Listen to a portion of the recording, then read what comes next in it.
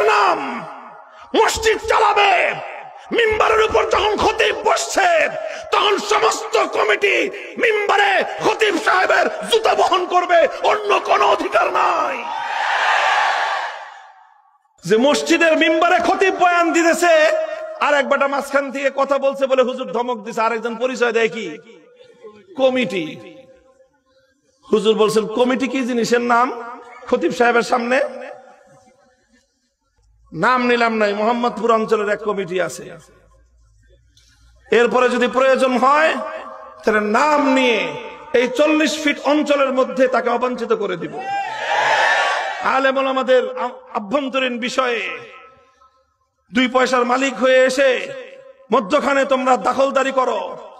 আলেম ওলামাদের মীমাংসিত বিষয়কে, মীমাংসার বিষয়কে, সুন্দর উদ্যোগগুলোকে তোমরা মধ্যখানে অন্তরায় হয়ে বাধা দেওয়ার চেষ্টা করো। 1 দিন 2 দিন 3 দিন দেখবো, এরপরে পিঠের চামড়া থাকবে না।